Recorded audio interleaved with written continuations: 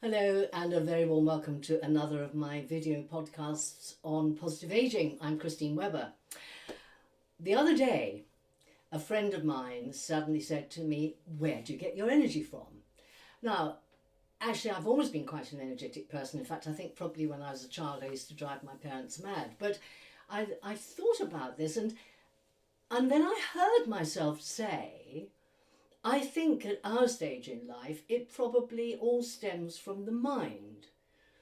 And he said, "Really?" And we talked about it a bit, but then I went away and thought about it, and I came to the conclusion that I was right. If you think about it, think about children in your family, perhaps grandchildren or whatever, and you often hear their parents say, "Oh my goodness, he's bouncing off the walls today. I'm going to have to take him for a run around the park because we'll never get any sleep otherwise." Think back. When did you last feel that way? When did you last feel fizzing with energy or bouncing off the walls? Well, in my case, I can tell you it's probably a very long time, although I do think of myself as being quite energetic. But I think the difference between being younger and older is that if you wait till you feel fizzing with energy to do anything, the chances are you may feel you wait a very, very long time. If you get your mind engaged, get your mind set on something exciting like booking a holiday, I don't know, Zooming a friend, doing some cooking that you really enjoy, whatever it may be, planning ahead, that you might, a whole bunch of you might all go out for New Year or whatever it might be. If you get your mind really engaged, then somehow the energy to do things seems to follow. And I've noticed this in myself. You might spend a bit of time buying something lovely online or chatting to somebody, and then you think, I think I'll go to the shops now, and then I might walk back the long way round, and I feel I've got some energy now. Or you might even talk your mind into it. I certainly do that. I'll think, you're going to feel better if you go out. I know it's not a very nice day. Today it is actually. But if you go and you put one foot in front of the other and then you build up some sort of speed, you're going to feel much better and the whole day is going to seem brighter.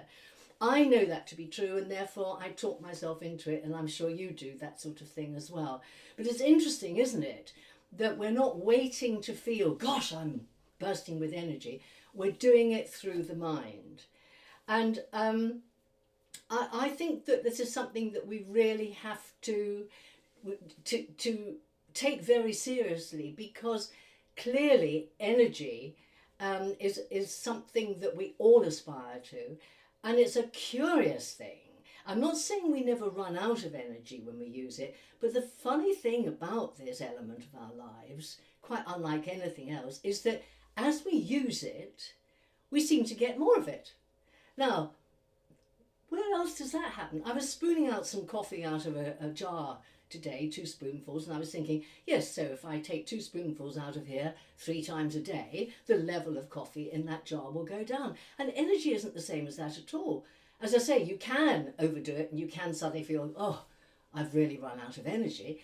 But very much more commonly, as we use energy, we seem to gain more of it. This is one of life's mysteries, but I think we should just be grateful and go with it. So mostly I do think by engaging the mind we can feel more physically energetic. If that is not happening for you, I advise you to look at 2 areas of your life. One is your diet. Now, we can get into a sort of routine where we have something like a cereal and toast for breakfast, a sandwich at lunch, and maybe some pasta or something else with starch in the evening. That's a lot of starch, and that is not very much protein. And all the things I've read on anti-aging recently in various books by various experts have suggested that we need at least the NHS sort of levels of protein that are recommended. At our age, we definitely need that, and probably we need a bit more. So have a look at how much protein is in your diet, because maybe it's not enough. The other thing is, sometimes at our sort of stage of life, we're on medications for various chronic conditions, and just sometimes a medicine might have a side effect that it makes you a bit drowsy or a bit lethargic. Have a look at that, because sometimes if you go back to a doctor and say, is there something I could have in place of this that would do the same job but would not deplete my energy, there is something. So it's always worth asking. But as I say, mostly I think we have to get our minds stimulated and energized, and our body will follow. It's all in the mind, they say. And I think in this case it probably is. I'll see you again soon.